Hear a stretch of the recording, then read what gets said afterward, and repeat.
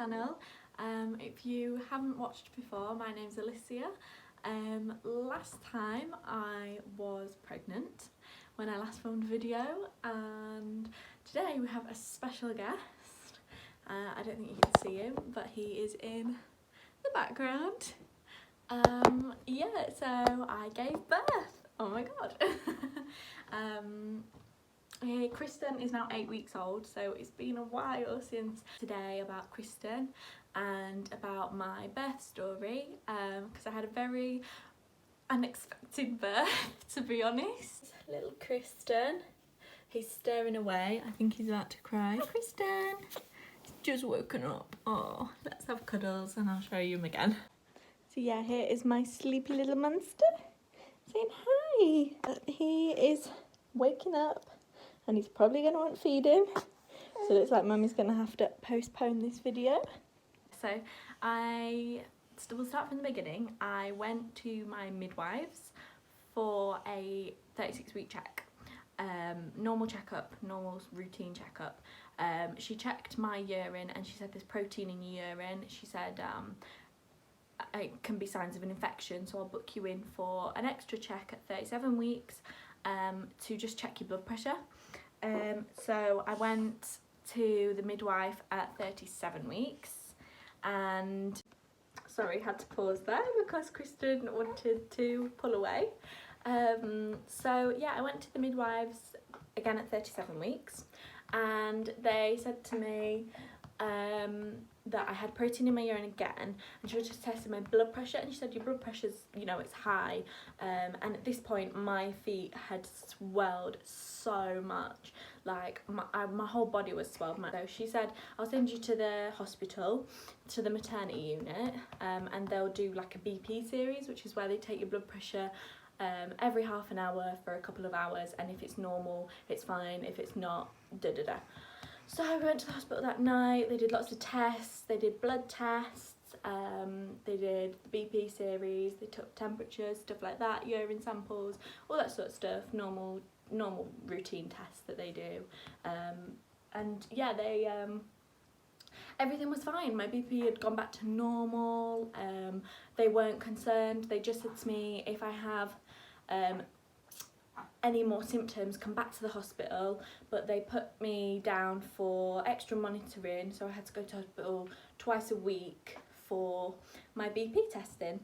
Hello, mister. He's awake. Saying hi. Gonna say hi.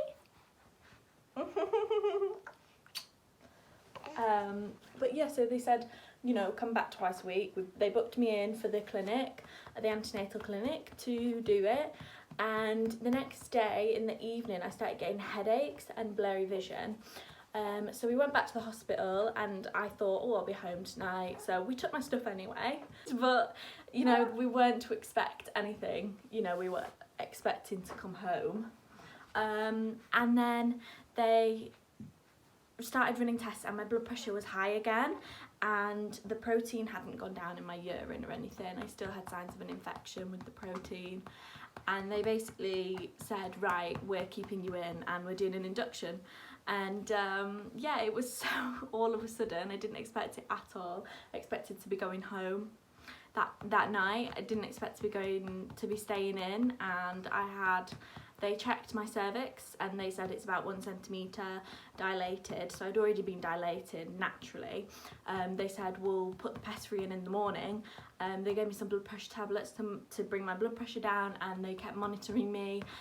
And then in the morning we moved to a different room and they put the pessary in. It's like a little, almost like a tampon. That sounds awful, but yeah, it is almost like a tampon. Hello. And they put that in. It was a little uncomfortable, but you know, it wasn't too bad. And yeah, so the plan was to have the 24-hour pessary, see if it had worked to dilate me enough to break my waters. If it hadn't, I would have another 24-hour pessary, and then if that didn't work, then I would possibly have a break for 24 hours and another one in after that, you know. And then about 6 hours after the pessary went in, I started contracting. They were not that bad at this point. They were easily manageable, like just breathing and stuff like that. I was bouncing on the ball, I was moving around. They said to me, move around as much as you want, keep moving, keep moving, keep moving.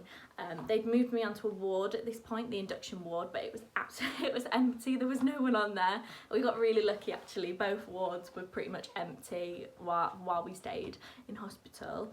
And my mum and Chris kept switching back and forth between each other to stay with me through the process. I was trying to be stubborn and not have any pain relief, which was a big mistake because I ended up really upset and really tired and in pain because I left it really long to have codeine, and I was just having paracetamol, and I couldn't sleep with the contractions because they were like every 5 to 6 minutes, so they were quite, you know, often.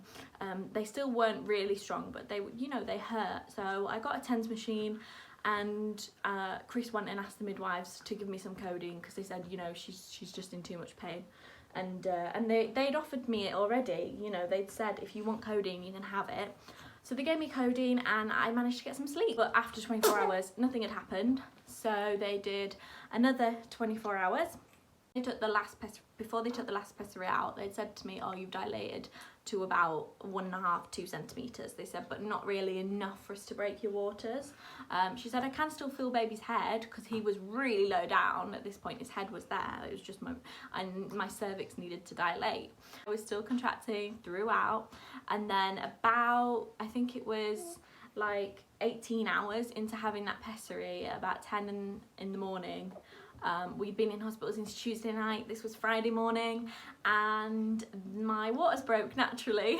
It was quite funny actually because I stood up and I'd woken up from a little sleep, quick sleep, slept for a couple hours. I stood up, I thought I'd peed myself, and I said to Chris, I think I'm weeing myself. and then this big gush happened and I went, no, I think it's my waters. And yeah, it was just a huge gush. I was like buzzing the midwife to come, and the midwife comes and there's this big gush of water all over the floor. Yeah, it isn't as like, and it isn't just one gush either. They carry on dripping and dripping and dripping and dripping. Like, I thought that it was just gonna be like the movies where it's one big gush and then that's it, you're off to the hospital and you're in labour. It's not like that at all. Okay, so I'm back. Had to stop and change Kristan's nappy. He's now wearing his chickens. So the Friday morning my waters broke. Then we went to the delivery suite at about 3 o'clock, I think it was. It was about 4-5 hours after my waters broke. So we had the hormone drip on, which is like they put a cannula in my hand, and it's I can't remember what the hormone is that it is, but they put the hormone in, and it basically bumps up the contractions to make them really, really strong. What's up? I'm just gonna set him down, I'll be 1 minute. Contractions were already quite strong. They were already about 4 minutes apart and they were getting stronger. I asked for some gas and air at this point. I'd been surviving on paracetamol and codeine, and I was like, I need something stronger, I need some gas and air. So we got some gas and air, and I started taking that, and I kept having to go to the toilet all the time because, like, obviously there's a lot of pressure down there, so, you know, it makes you feel like you constantly need a wee and stuff like that. So I kept going to the loo, walking around. I found walking really helped with my contractions as well. So I was wandering about. Chris, you know, was holding my hand, coaxing me through everything. I kept having to put my hand under a cold tap, and it like distracted me from the pain of the contractions. They are painful, I won't lie. That was the worst part of the birth, was definitely the contractions. And we're back again. I'm trying to entertain him. So anyway, Chris at one point was, you know, telling me, control your breathing, you know, slow it down sort of thing, trying to help me. And I just got so tired of him, and I was so out of it on the gas and air that I just plonked him on the head with the tube, and I just went, shut up, like that. I was really quiet. I was humming to myself, and the midwives were great. I had a normal midwife and a student midwife, and they just coaxed me through everything. They were, you know, really like, you know, you're doing well, and, you know, they were really, really helpful. And They didn't actually need to examine me again because within 2.5 hours I was, yeah, do you remember? Yeah. Within 2.5 hours I was ready to push. And my mum and Chris, you know, were on both sides of me, really helping me. I did really want a water birth. You can't have a water birth with the, it wasn't so much the induction, it was more the fact that I had pre-eclampsia, that I couldn't have the water birth because they needed to constantly be monitoring me. They were constantly checking my blood pressure, my temperature, everything like that. They were constantly monitoring, so I couldn't have the water birth like I wanted to. And within 20 minutes of pushing, he was out, you know, and he was so tiny. Like, I didn't expect him to be that tiny at all. I mean, he's a lot bigger now. He's 10 pounds now. He was 6 pounds 5 when he was born. He didn't fit into any of his newborn clothes. He only fit into tiny baby. He had these really long toes and really long fingers. I don't know where he got them from because I have really small hands and toes and fingers. But yeah, but everything else was so tiny about him, and he looked so pink, like a little pig. Now he's darkened up a lot because, you know, you can see how dark he is compared to me. He's just his dad's double, pretty much. But yeah, he was so cute, and we were just crying. Like, it was just like the happiest moment. I will say, it is so magical the moment you hold your baby. Like, when they say, oh, you'll forget all the pain as soon as they're in your arms, you really do. Like, instantly I was like, oh my God, I don't even remember any of it. Like, you know in the back of your head, wow, that was painful, wow, that hurt. But you really you don't care in that moment. You're just like, yeah, I don't even know the pain anymore, you know. And so yeah, we had cuddles with him, and then we went to the ward, and we were hoping to get discharged on the Saturday. And then Saturday morning, I suddenly got a really bad temperature, and I was shaking, like literally shaking, sweating. I tried to go to the toilet, and I just felt so cold, but to touch me, I was so hot. They did tests, my temperature was really high, and my pulse was really high. It was up to about 130 at some points. And so they gave me, straight away, they gave me some paracetamol to bring my temperature down through an IV drip. They put a cannula in, they did tests, they took bloods, and they decided to give us antibiotics. They gave me some antibiotics straight away. They knew it was an infection.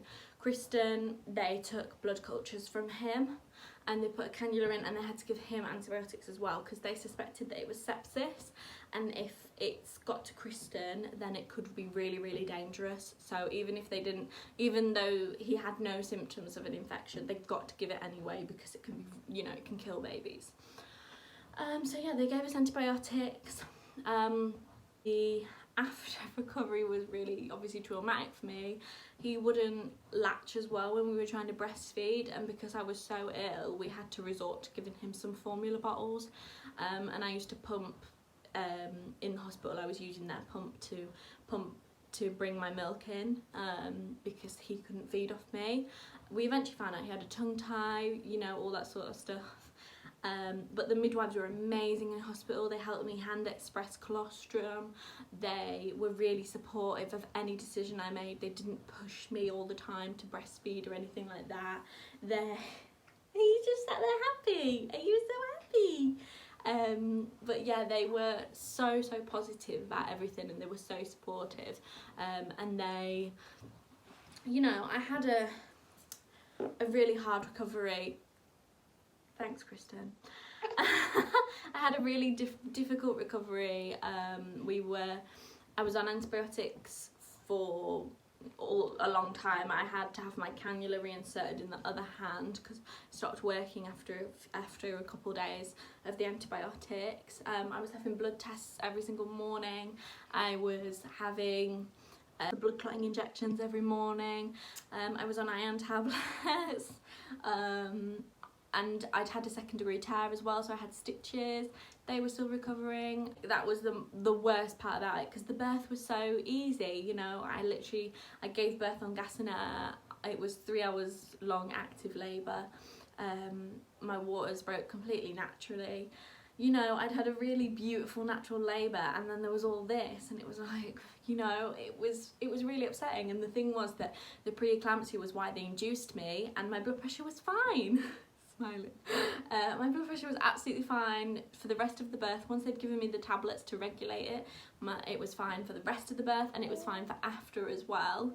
And yeah, so we were in hospital for a while. We eventually came home on the Wednesday after he was born.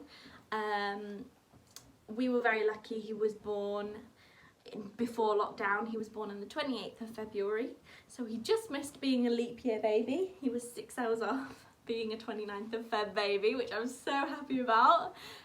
He was due in March 15th. He was born two and a bit weeks early, so that's why he was probably so little as well.